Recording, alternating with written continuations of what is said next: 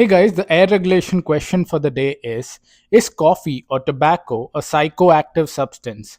The answer, as per the DGCA manuals, is no, because the definition for psychoactive substances, as per the DGCA, is alcohol, opioids, cannabinoids, sedatives, other hypnotics, cocaine, other psychostimulants, hallucinogens, and volatile solvents, whereas coffee and tobacco are excluded.